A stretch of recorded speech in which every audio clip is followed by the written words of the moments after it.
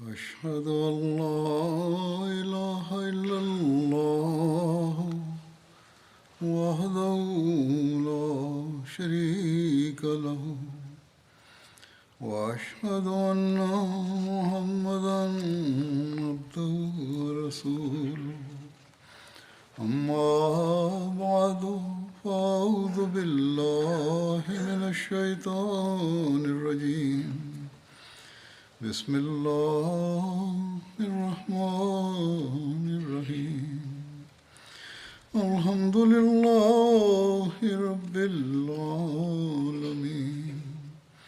الرحمن الرحيم مالك يوم الدين إياك نعبد وإياك نستعين اهدنا الصراط المستقيم صراط الذين أنعمت عليهم غير المغضوب عليهم ولا الضالين. Asma telah disebutkan pada khutbah sebelumnya, dan saya juga menyebutkan bahwa ada kejadian serupa lainnya. Kejadian lainnya juga sepertinya hanya rekayasa belaka. Peristiwa tersebut terkait dengan terbunuhnya seorang pria Yahudi, Abu Afaq. Disebutkan bahwa terbunuhnya Abu Afaq merupakan peristiwa fiktif lain yang tercatat dalam buku sejarah. Adapun rincian yang disebutkan adalah sebagai berikut. Suatu hari, Nabi SAW bersabda kepada para sahabat, "Siapa yang dapat menyelesaikan orang yang jahat ini, yakni Abu Afaq, atas namaku?" Artinya siapa yang bisa membunuhnya? Abu Afaq adalah seorang lelaki yang sangat tua dan konon usianya adalah 120 tahun. Namun, ia kerap menghasut orang-orang untuk menentang Rasulullah SAW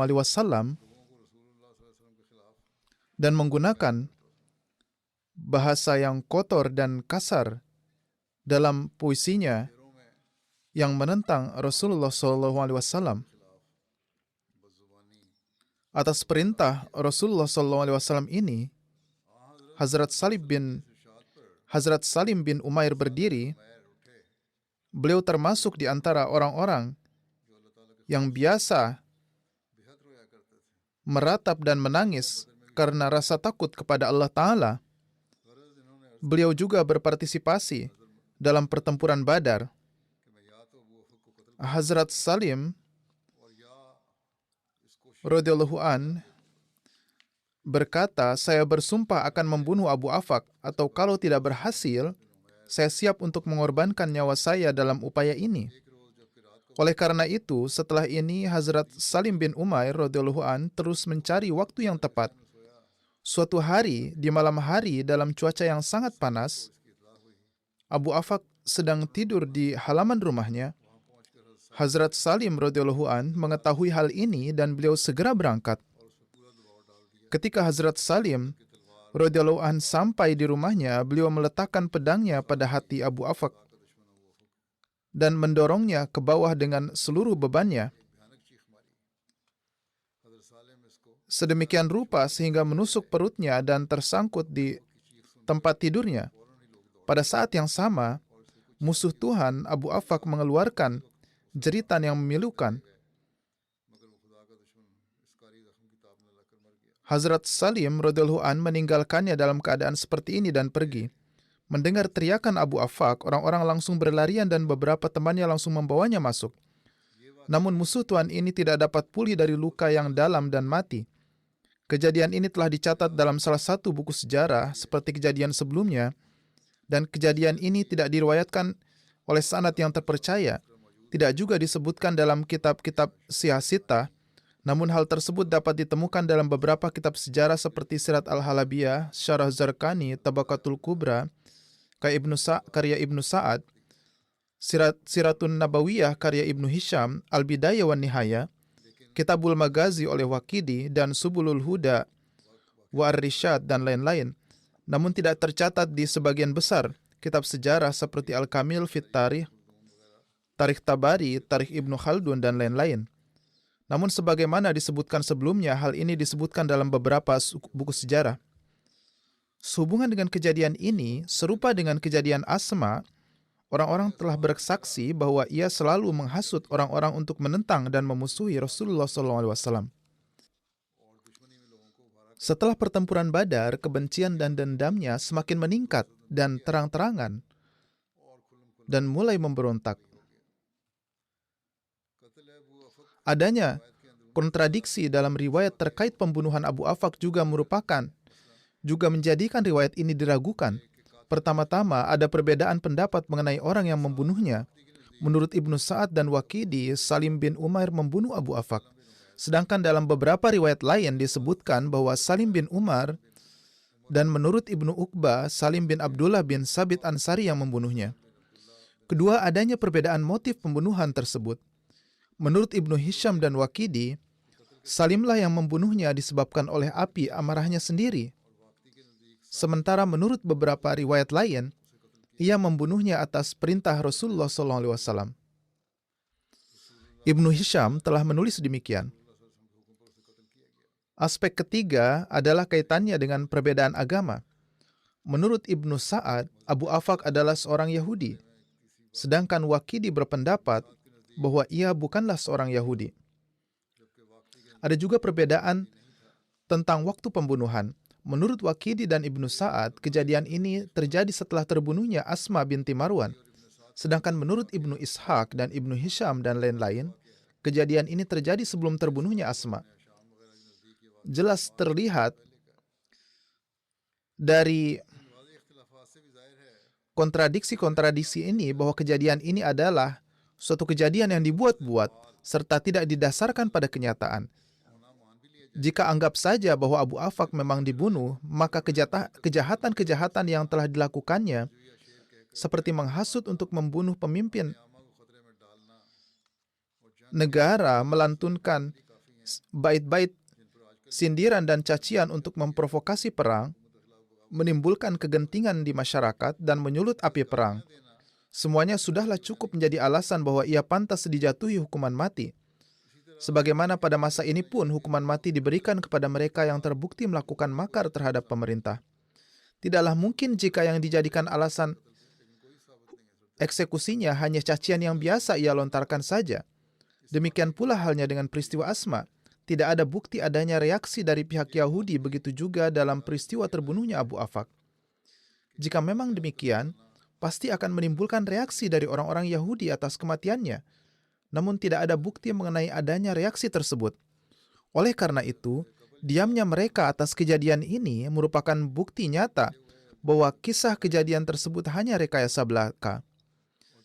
Patut dicatat juga bahwa dikatakan bahwa peristiwa-peristiwa ini terjadi sebelum Perang Badar atau segera setelahnya. Itu terjadi beberapa waktu sebelumnya atau setelahnya. Semua ahli sejarah sepakat bahwa pertengkaran pertama antara umat Islam dan Yahudi adalah Ghazwah Bani Qainuqa. Jadi jika seandainya ada peristiwa lain yang terjadi sebelum Badar, maka para sejarawan ini pasti telah menyebutkan sehubungan dengan peristiwa tersebut bahwa peristiwa tersebut terjadi demikian. Bahkan setelah pembunuhan Abu Afaq dan Asma, orang-orang Yahudi bisa saja melontarkan tuduhan terhadap umat Islam bahwa umat Islamlah yang memulai timbulnya pertengkaran. Namun tidak disebutkan dimanapun bahwa orang-orang Yahudi di Madinah mengemukakan kejadian ini atau mengajukan tuduhan semacam itu. Hazrat Mirza Bashir Ahmad Saib radhiyallahu an telah menulis dalam buku Sirat Khataman Nabiyyin sehubungan dengan adanya rekayasa dalam insiden pembunuhan Asma dan Abu Afaq. Setelah peristiwa Perang Badar, Waqidi dan para sejarawan lainnya menulis dua peristiwa yang tidak ditemukan di kitab-kitab hadis dan catatan sejarah yang sahih. Kalaupun seseorang merenungkannya dari segi dirayat, tidaklah terbukti benar. Namun karena hal-hal tersebut dapat dijadikan sebagai senjata untuk memunculkan kritikan kepada Nabi Muhammad SAW, untuk itu berbagai sejarawan Kristen sesuai dengan kebiasaan mereka telah menyinggung kejadian-kejadian ini dengan cara yang sangat tidak menyenangkan. Insiden pertama yang dibuat-buat ini berkaitan dengan seorang wanita bernama Asma yang dulu tinggal di Madinah. Asma disebutkan lagi di sini dan merupakan musuh Islam yang tulen. Ia biasa menjelek-jelekkan Nabi Shallallahu Alaihi Wasallam dan menghasut orang-orang untuk menentang Rasulullah Shallallahu Alaihi Wasallam melalui puisi-puisinya yang provokatif dan mengobarkan emosi orang-orang untuk membunuh Rasulullah Shallallahu Alaihi Wasallam. Akhirnya, seorang sahabat yang tunanetra bernama Umair bin Adi emosi dan membunuhnya saat wanita itu tengah tidur di rumahnya pada malam hari. Ketika Nabi SAW diberitahu tentang kejadian ini, beliau SAW tidak menegurnya, tetapi beliau bahkan memuji tindakan tersebut. Namun mengatakan bahwa Rasulullah SAW memuji tindakan beliau tidak berarti bahwa hal itu benar-benar terjadi. Faktanya saya telah membuktikan bahwa kejadian ini adalah palsu. Peristiwa kedua yang disebutkan adalah peristiwa yang menimpa seorang lelaki tua Yahudi bernama Abu Afaq yang tinggal di Madinah. Orang ini juga selalu melontarkan syair-syair yang penuh hasutan terkait Rasulullah SAW dan menghasut orang-orang kafir untuk berperang melawan Rasulullah SAW dan membunuhnya. Akhirnya ia pun dibunuh oleh seorang sahabat bernama Salim bin Umair dalam kemarahannya pada malam hari ketika ia berada di beranda rumahnya sendiri. Jadi inilah yang diriwayatkan. Hazrat Mirza Bashir Ahmad Saib radhiyallahu an lebih lanjut menulis, Waqidi dan Ibnu Hisham bahkan telah mengutip beberapa bait penuh hasutan yang dibuat oleh Asma dan Abu Afaq untuk melawan Nabi Muhammad SAW. Sir William Muir dan lainnya telah menghiasi buku mereka dengan dua kejadian ini dengan cara yang sangat tidak menyenangkan. Para orientalis telah memanfaatkan hal ini dan menggunakannya sebagai alasan untuk menunjukkan betapa banyak kezaliman yang terjadi. Namun kenyataannya, jika dicermati dan dikritisi, kejadian-kejadian ini bahkan tidak dapat dibuktikan benar-benar terjadi. Dalil pertama yang membuat keotentikan kedua peristiwa ini dipertanyakan adalah bahwa keduanya tidak ditemukan dalam kitab-kitab hadis. Dengan kata lain, tidak ada satupun hadis yang menceritakan kejadian seperti ini. Begitu juga nama pembunuh atau korbannya. Kenyataannya jangan-jangan hadis, bahkan berbagai sejarawan pun tidak menyinggung kejadian ini. Padahal jika peristiwa seperti ini benar-benar terjadi, maka tidak ada alasan bagi kitab-kitab hadis dan berbagai kitab sejarah untuk tidak mengutipnya. Dalam hal ini, tidak dapat dispekulasikan bahwa karena tuduhan tersebut ditujukan kepada Nabi SAW dan para sahabat Rasulullah SAW, maka para muhaddisin dan berbagai sejarawan mungkin mengabaikan kejadian-kejadian ini. Alasannya adalah, pertama, keadaan di mana kejadian-kejadian ini terjadi tidaklah patut. Jika kita mempertimbangkan betapa besarnya ia melakukan hasutan terhadap pemerintah, maka hal ini tidak dapat disangkal jika benar-benar terjadi. Oleh karena itu, tidak tepat jika kita menuduh bahwa para sejarawan dan muhaddisin tidak menyebutkan hal ini dalam sejarah karena di dalamnya berisi kritikan terhadap Rasulullah SAW. Kedua, siapapun yang memiliki studi dasar tentang hadis dan sejarah tidak boleh lupa akan fakta bahwa muhaddisin Muslim dan para sejarawan tidak pernah menghilangkan sebuah riwayat hanya karena alasan bahwa riwayat tersebut tampaknya menimbulkan keberatan terhadap Islam dan Nabi Muhammad SAW.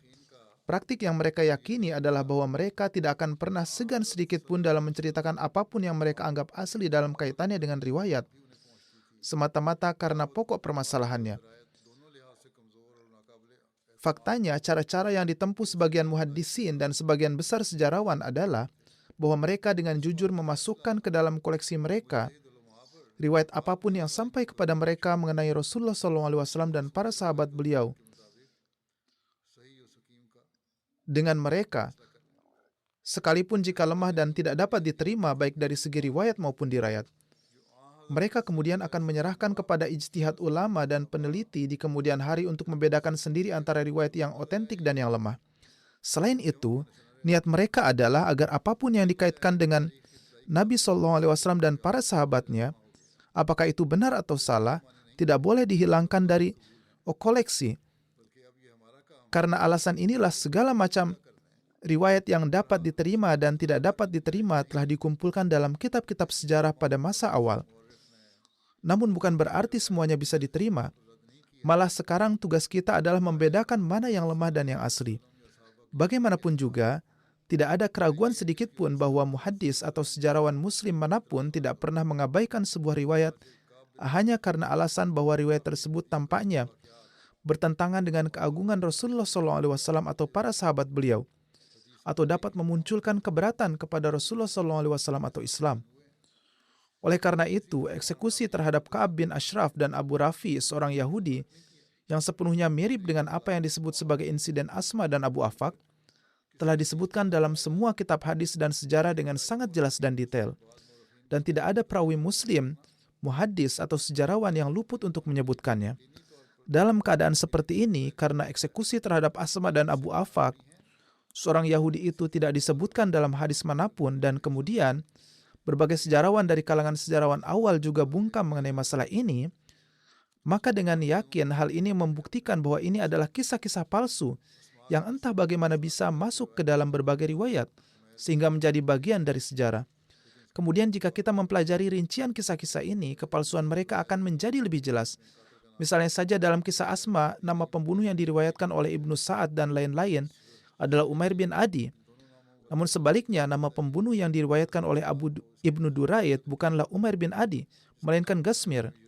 Suhaili menyatakan kedua nama tersebut tidak benar dan menegaskan bahwa sebenarnya Asma dibunuh oleh suaminya sendiri, yang namanya disebut-sebut sebagai Yazid bin Zaid dalam berbagai riwayat. Kemudian dalam riwayat lain diceritakan bahwa tidak satupun dari orang-orang tersebut di atas yang membunuh Asma, melainkan pembunuhnya adalah orang yang tidak disebutkan namanya yang berasal dari bangsanya sendiri. Ibnu Sa'ad dan yang lain menyebut korbannya sebagai Asma bin Marwan. Namun ada pernyataan Allamah Ibnu Abdul Bar bahwa ia bukanlah Asma binti Marwan, namun sebenarnya Umair membunuh saudara perempuannya sendiri yang bernama binti Adi. Ibnu Sa'ad menulis bahwa pembunuhan itu terjadi tengah malam. Namun riwayat Zarqani menyebutkan bahwa kejadian tersebut terjadi pada siang hari atau paling banyak pada dini hari, karena dalam riwayat tersebut disebutkan bahwa pada saat itu korban sedang berjualan kurma. Saya sudah menyebutkan semua detail ini. Peristiwa kedua yang sedang disebutkan saat ini adalah eksekusi Abu Afaq. Atas kejadian ini, Ibnu Sa'id, Waqidi, dan lain-lain telah menulis bahwa nama pembunuhnya adalah Salim bin Umair. Namun dalam beberapa riwayat namanya tercatat sebagai Salim bin Amr, sedangkan Ibnu Uqbah menyebut namanya Salim bin Abdullah. Demikian pula halnya dengan korban Abu Afaq.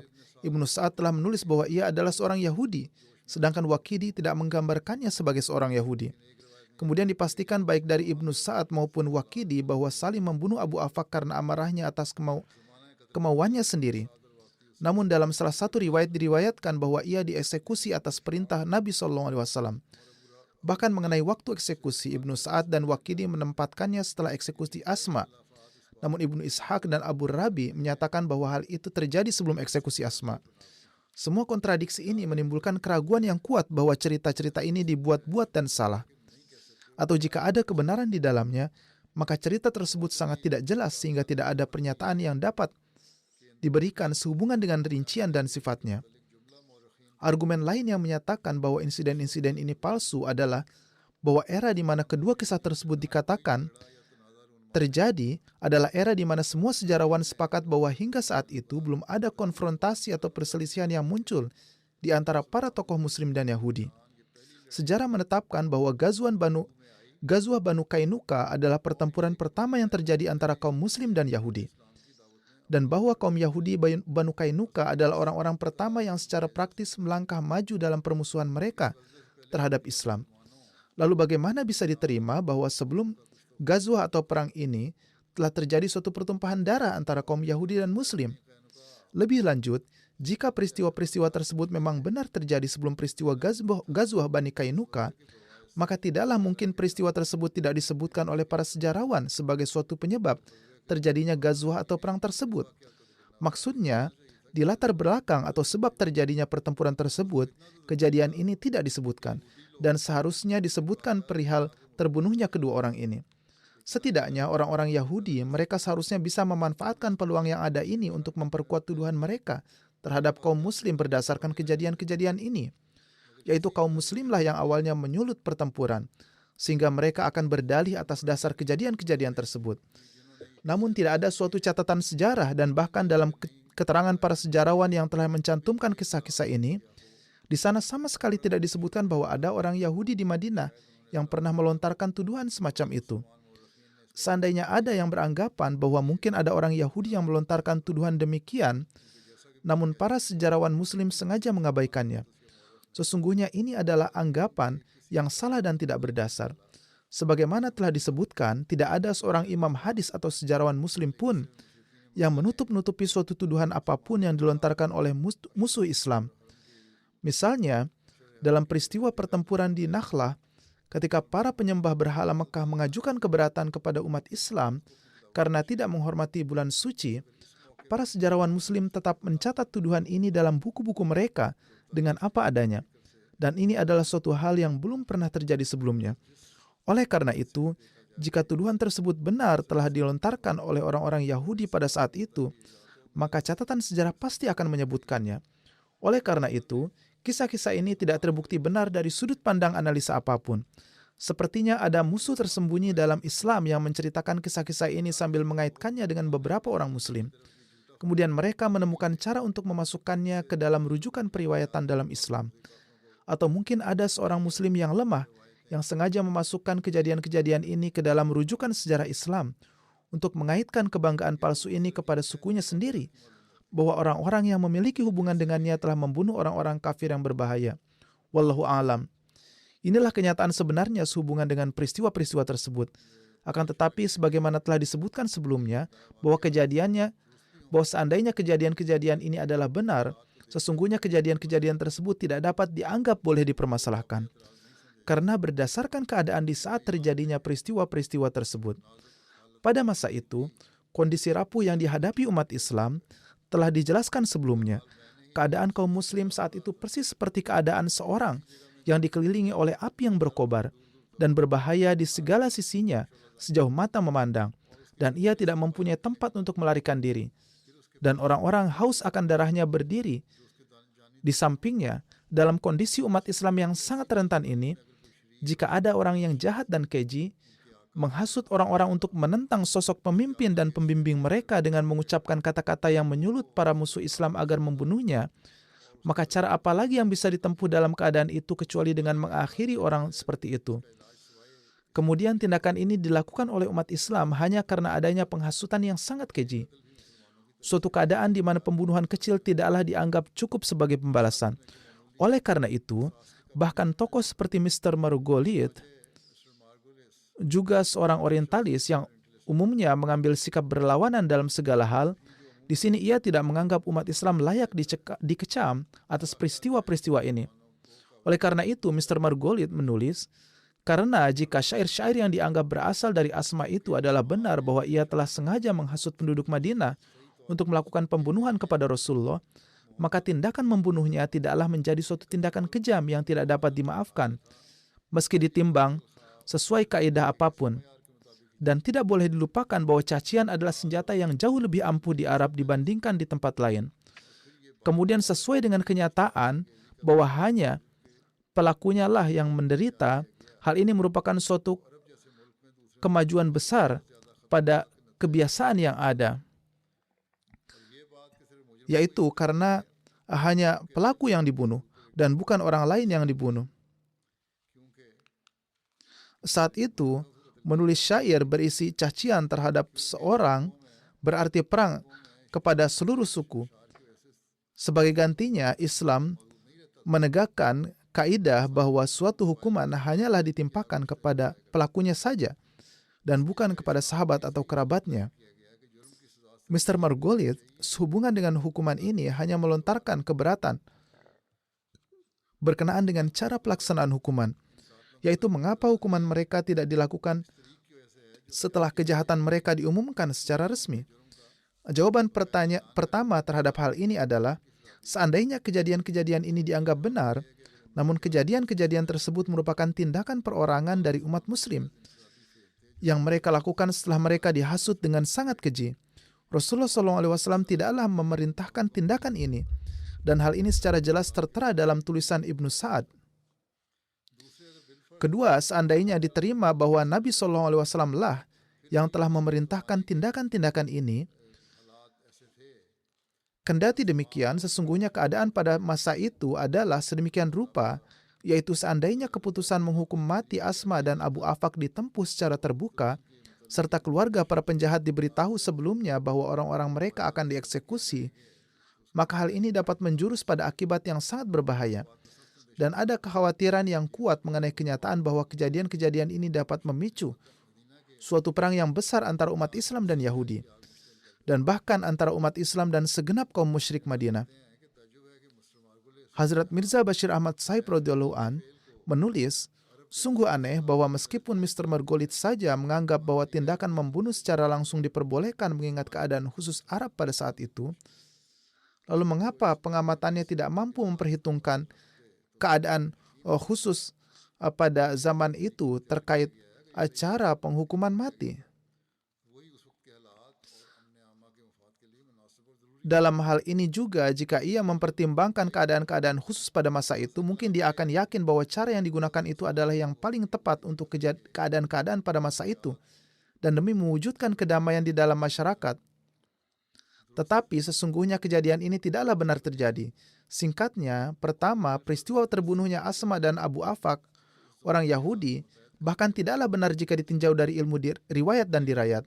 Kemudian, seandainya saja hal-hal tersebut diterima sebagai suatu kebenaran, maka hal-hal tersebut tidak dapat dianggap tidak pantas mengingat keadaan pada masa itu. Lalu apapun masalahnya, bisa jadi pembunuhan-pembunuhan ini hanyalah tindakan perorangan dari umat Islam tertentu yang dilakukan oleh mereka setelah mereka menerima hasutan yang serius, dan Nabi SAW tidaklah mengeluarkan perintah seperti itu. Tuduhan ini sama sekali tidak berdasar bahwa Nabi SAW telah memberikan perintah untuk membunuh mereka.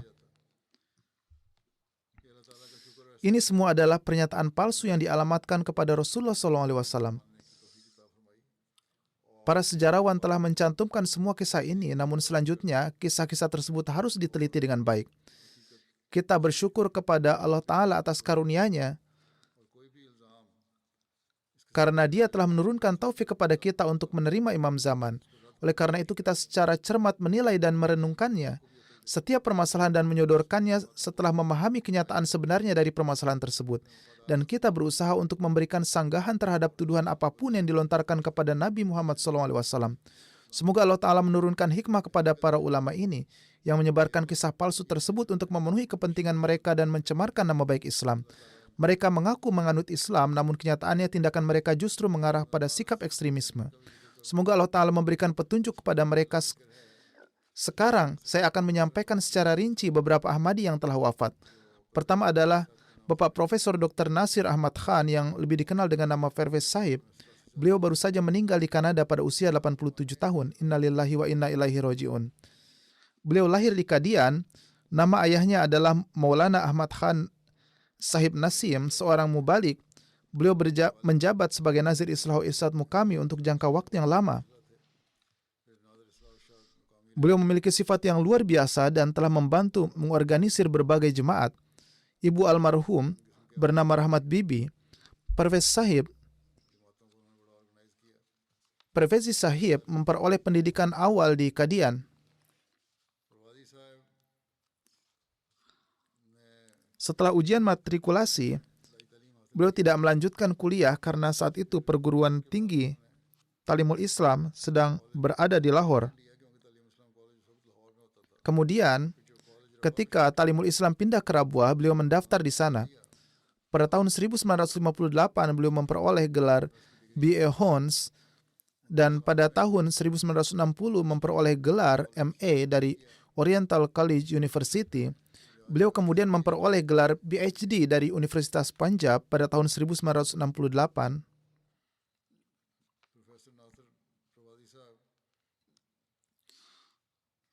Profesor Nasir Pervez Sahib juga memperoleh gelar MA dalam bahasa Urdu dan setelah itu diangkat sebagai dosen. Beliau memulai karir mengajar di sebuah perguruan tinggi negeri di Muzaffargarh. Beliau juga memberikan karya sastra dan artikel beliau dimuat di Al-Fazal, majalah Misbah, Khalid, dan lain-lain.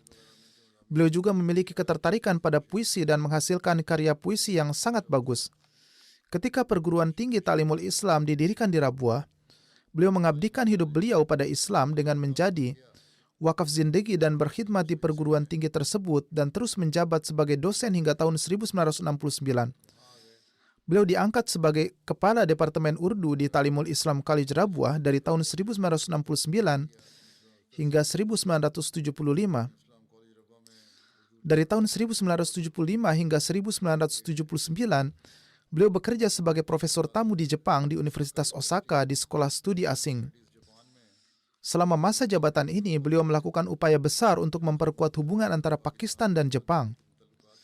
Beliau juga membantu dalam hal pendirian jemaat di Tokyo. Beliau kembali ke Pakistan pada tahun 1979 dan setelah adanya akuisisi pemerintah di perguruan tinggi tersebut, beliau pindah ke berbagai perguruan tinggi di Pakistan sebagai asisten profesor. Dari tahun 1986 hingga 1990, beliau mengajar sebagai asisten profesor di Government College Faisalabad. Karena menjadi seorang Ahmadi, beliau harus menanggung banyak kesulitan selama masa itu. Pada akhirnya, ketika situasi memburuk hingga beliau ditangkap, beliau berupaya meninggalkan segalanya dan pindah ke Inggris. Beliau bertemu Hazrat Khalifatul Masih Rabi rahimahullah dan sesuai petunjuk huzur, beliau pindah ke Swedia di mana beliau bekerja sebagai profesor di Universitas Uppsala di Swedia dari tahun 1991 hingga 2001. Selama masa tugas di Swedia, beliau juga mendapat kesempatan untuk menjadi anggota dari Komite Hadiah Nobel Sastra dan terus menjalankan peran ini selama 16 tahun. Pada tahun 2003, beliau pindah ke Kanada.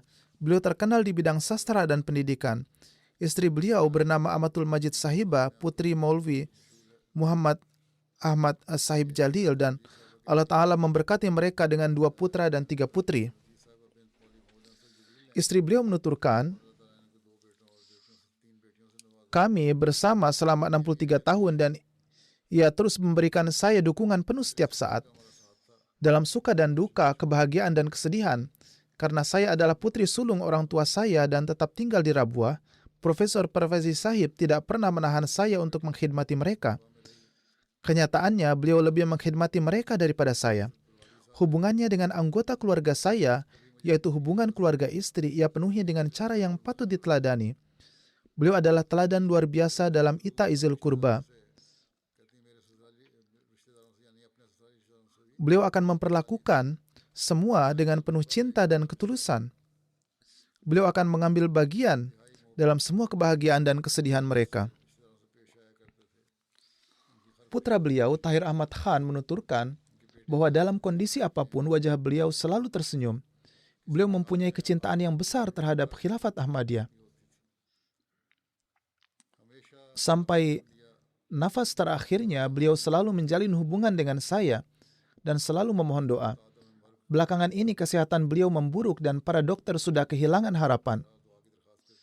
Sangat sulit bagi beliau untuk menulis dengan tangan.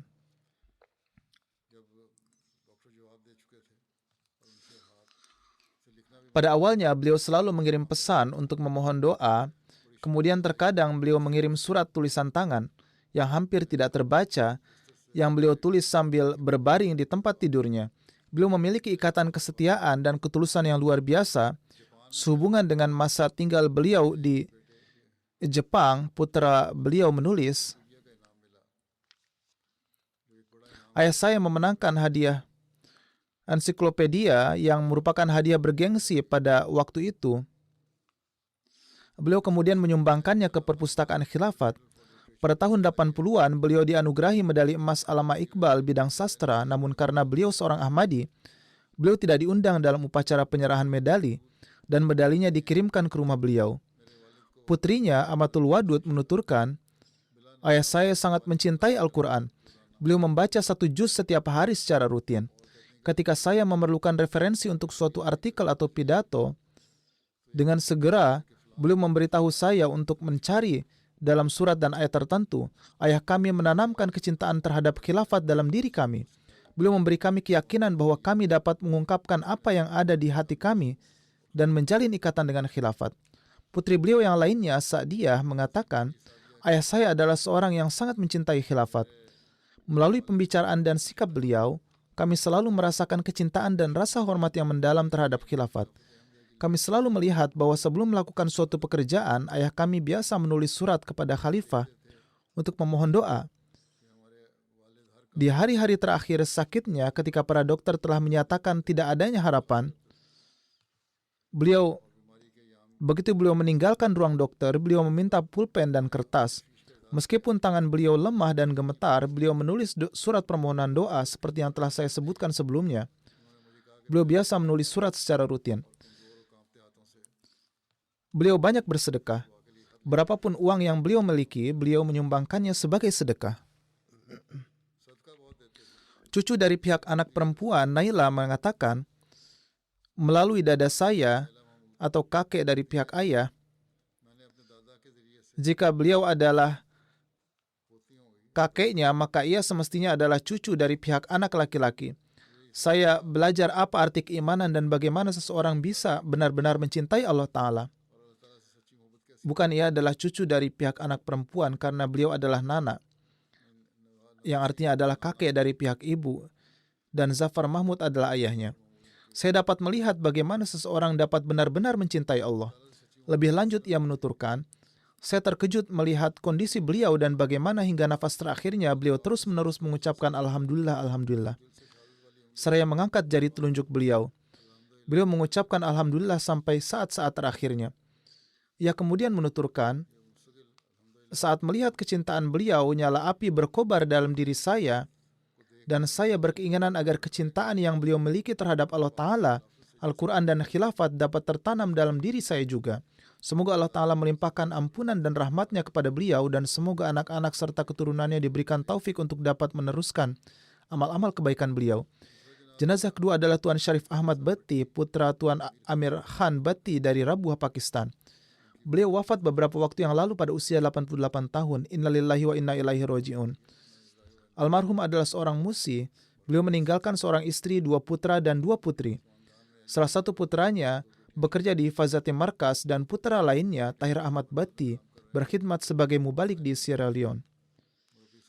Putra beliau, Tuan Tahir Bhatti, yang adalah seorang mubalik, menulis, ayah saya sering menceritakan kepada kami bahwa ketika nubuatan kematian Lekram terpenuhi, pada saat itu ayah beliau, yang terhormat Tuan Amir Khan Bhatti, masih seorang anak muda. Beliau mengatakan bahwa ketika nubuatan ini tergenapi, kegenapan Ahmadiyah terpatri di dalam hatinya, tapi karena usianya yang masih muda, beliau tidak bisa pergi ke Qadian dan tidak bisa mengikrarkan baiat. Kemudian beliau berbaiat di tangan Hazrat Khalifatul Masih pertama, radhiyallahu an, dan masuk ke dalam jemaat Ahmadiyah. Pada tahun 1974, karena gangguan dan kerusuhan terhadap Ahmadiyah, beliau harus meninggalkan Lalian dan menetap di Rabuah. Beliau pernah bekerja di pabrik tekstil, namun beliau tidak pernah menyembunyikan fakta bahwa beliau adalah seorang Ahmadi kepada siapapun. Dimanapun beliau bekerja, beliau memberitahu mereka sejak hari pertama bahwa beliau adalah seorang Ahmadi. Jika mereka ingin bergaul dengan beliau, maka itu tidak masalah karena beliau akan selalu memperkenalkan dirinya sebagai seorang Ahmadi. Saudara laki-laki beliau, Tuan Latif Ahmad, yang tinggal di Jerman, menuturkan, beliau dulu bekerja di pabrik tekstil. Seorang penentang Ahmadiyah datang ke departemennya dan berkata kepadanya, saya tahu bahwa kamu adalah seorang Ahmadi. Beliau menjawab bahwa beliau memang seorang Ahmadi. Dan orang tersebut mulai berbicara buruk terhadap Hazrat Masih Maud alaihissalatu wassalam. Penentang itu berkata, sekarang apakah kamu yang akan tetap bekerja di pabrik ini atau saya? Dan ia berusaha keras untuk memprovokasi pemilik pabrik dan menciptakan keresahan. Almarhum segera mulai berdoa, memohon, ya Allah, tolonglah aku demi Hazrat Masih Maud alaihissalatu wassalam dan gagalkan tindakan buruk ini. Setelah beberapa saat, seorang karyawan datang kepada beliau dan memberitahu beliau bahwa orang yang bersikap lancang pada pabrik itu sedang duduk dengan resah di luar pabrik. Pemilik pabrik memergokinya mencuri dalam salah satu transaksinya dan memecatnya dari pabrik. Almarhum rutin melaksanakan sholat tahajud dan sholat 5 waktu, serta senantiasa sibuk dalam berdoa. Beliau banyak membaca literatur jemaat dan terutama setelah pensiun, beliau mulai membaca lebih banyak lagi. Sebuah buku jemaat selalu ada di samping tempat tidurnya dan beliau sibuk menelaahnya. Kapanpun khalifah memberikan himbauan doa untuk suatu hal tertentu, beliau segera ambil bagian. Beliau banyak membaca solawat. Putra beliau yang adalah seorang mubalik menuturkan, ketika saya duduk di kelas 6, beliau menyuruh saya melafalkan solawat dalam perjalanan berangkat dan pulang dari sekolah. Beliau, yakni Bati Sahib, juga mengatakan mengenai dirinya sendiri bahwa dengan karunia Allah Ta'ala, beliau membaca solawat lebih dari 1000 kali dalam sehari. Semoga Allah Ta'ala memberikan ampunan dan rahmat kepada beliau dan semoga anak-anak beliau dapat meneruskan kebaikan-kebaikan beliau. Jenazah berikutnya adalah Tuan Profesor Abdul Qadir Dahri, mantan Amir Jemaat Distrik Nawab Shah. Beliau wafat pada usia 92 tahun. Innalillahi wa inna ilaihi roji'un. Jenazah berikutnya adalah Tuan Profesor Abdul Qadir Dahri, mantan Amir Jemaat Distrik Nawab Shah. Beliau wafat pada usia 92 tahun. Innalillahi wa inna ilaihi roji'un. Beliau meninggalkan seorang putra dan 5 putri. Samar Ahmad, putranya, menulis, keluarganya masuk Ahmadiyah melalui mendiang ayah almarhum, Tuan Rais Muhammad Mukim Khan Dahri. Tuan Abdul Qadir adalah orang yang sangat berani dan jujur. Putranya lebih lanjut menulis, beliau tidak pernah ragu untuk duduk di tengah-tengah masyarakat kelas bawah, meskipun menurut adat istiadat di daerah itu dianggap tidak pantas jika kelas yang lebih miskin duduk secara setara. Beliau memperoleh gelar master dalam sastra Sindhi dari universitas. Pada masa itu, terdapat kekurangan institusi pendidikan di Sindh, sehingga karena kecintaannya pada pendidikan, beliau mulai bekerja sebagai dosen di sebuah perguruan tinggi di Hyderabad. Melihat kegemarannya mengajar, kepala sekolah di sana menyuruhnya membuka lembaga pendidikan di Nawab Shah dan mengadakan kelas malam di sana. Dengan demikian, kelas-kelas tersebut dimulai dan meraih kesuksesan besar. Setelah itu, institut tersebut menjadi sebuah perguruan tinggi dan termasuk di antara perguruan tinggi terkenal di Sindh. Semua berkat usaha beliau. Demikian pula, beliau juga memiliki hubungan yang sangat baik dengan para politisi besar Sindh dan keluarga mereka. Beliau secara terbuka mengatakan kepada mereka bahwa beliau berasal dari Jemaat Ahmadiyah. Dan beliau juga menasihati anak-anak beliau untuk tidak pernah menyembunyikan keimanan mereka. Beliau selalu berkata dalam bahasa Sindhi bahwa mereka memakai perhiasan Ahmadiyah yang merupakan ciri khas mereka. Beliau juga mendapat kehormatan untuk menerjemahkan Al-Quran ke dalam bahasa Sindhi atas instruksi Hazrat Khalifatul Masih Salis, rahimahullah. Selain itu, atas instruksi Hazrat Khalifatul Masih Salis, rahimahullah, beliau berkesempatan menerjemahkan tafsir Sagir ke dalam bahasa Sindhi yang terdiri dari 2 jilid. Karena penerjemahan Al-Quran dan penerbitan pamflet tentang ayat-ayat pilihan dari Al-Quran, berdasarkan pasal 295C, tuntutan hukum diajukan terhadap Hazrat Khalifatul Masih Rabi rahimahullah dan 4 orang lainnya termasuk beliau. Selain bahasa Sindhi, beliau memiliki keahlian yang luas dalam bahasa Urdu, sehingga siapapun orang yang menerima surat dari beliau akan sangat terpengaruh oleh tulisan beliau. Beliau juga adalah anggota Fazli Umar Foundation. Mahasiswa PhD dari universitas biasa datang untuk meminta konsultasi dari beliau. Beliau memiliki banyak kenalan.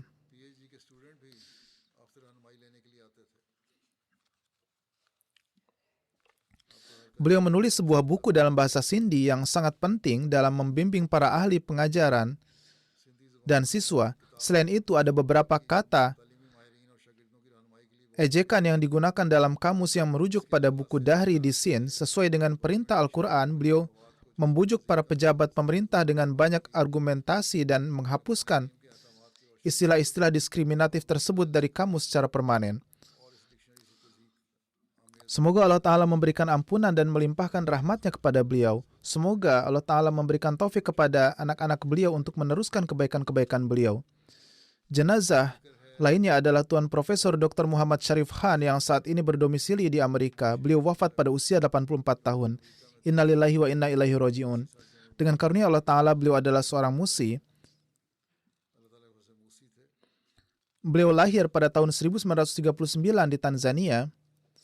Ahmadiyah diperkenalkan kepada keluarga beliau melalui ayah beliau, yaitu Tuan Dr. Habibullah Khan, yang menerima Ahmadiyah di Tanzania.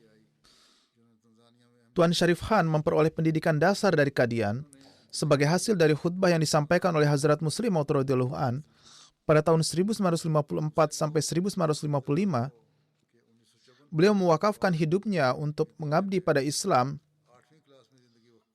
ketika beliau duduk di kelas 8. Kemudian pada tahun 1963 beliau memperoleh gelar MSc Zoologi dengan meraih medali emas. Kemudian pada tahun 1996 menyelesaikan PhD di bidang zoologi dari Universitas Punjab. Sesuai dengan petunjuk Hazrat Khalifatul Masih Salis rahimahullah, beliau berkhidmat di Talimul Islam College pada tahun 1963 hingga pensiun pada tahun 1998. Beliau berkhidmat selama 35 tahun. Almarhum memiliki sekitar 250 makalah penelitian yang diterbitkan dalam publikasi di seluruh dunia. Makalah penelitian pertamanya diterbitkan pada tahun 1972 dengan topik reptilia. Beliau melakukan banyak penelitian. Beliau telah melakukan banyak penelitian terhadap ular, kadal, serangga, dan hewan lainnya. Saya juga merupakan murid beliau. Beliau biasa membawa kami keluar ruangan kelas dan menunjukkan kepada kami berbagai aspek alam dan berbagai serangga yang ditemukan beserta berbagai jenisnya. Pada tahun 2002, beliau dianugerahi Zoologist of the Year di Pakistan. Tuan Mujibullah Chaudhry dari Amerika Serikat menulis, pada tahun 2008, saya berbicara dengan beliau tentang pengumpulan dana untuk masjid dan beliau berkata, kami tidak memiliki apapun untuk diberikan. Namun beliau mengundang saya ke rumah beliau.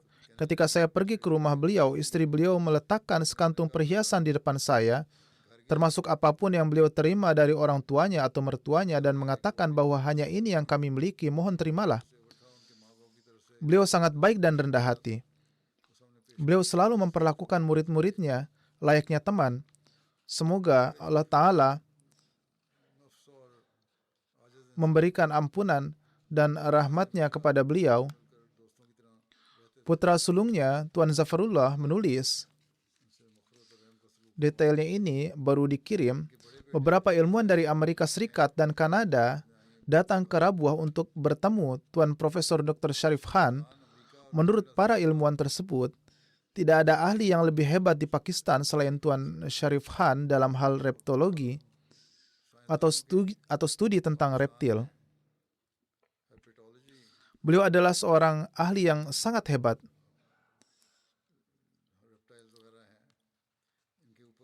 Putra beliau, Rashid Zubair, mengatakan beliau rutin melakukan tahajud dan berpuasa sejak usia muda. Beliau bahkan mengimami sholat di Masjid Qomar. Selain sholat berjamaah, beliau juga rutin membaca Al-Quran dan gemar mempelajari tafsirnya. Kajiannya mengenai hal ini sangatlah luas. Cucu beliau, Masyhud Ahmad Khan, menuturkan, kakek kami adalah sosok yang sangat religius dan memiliki pengetahuan ilmiah yang sangat mendalam. Beliau mengajarkan kepada kami bahwa bukti keberadaan Tuhan dapat ditemukan dalam fitrat manusia. Beliau sangat memberikan penekanan pada sholat tepat waktu dan mempelajari Al-Quran. Beliau sangat mencintai Khilafat Ahmadiyah. Beliau selalu menulis surat kepada Khalifatul Masih. Beliau tidak hanya mendengarkan khutbah khalifah sendiri, tetapi juga menarik perhatian orang-orang yang tinggal di rumah terhadap hal ini dan menyemangati mereka. Semoga Allah Ta'ala memberikan taufik kepada anak-anak beliau untuk meneruskan amal-amal kebaikan beliau.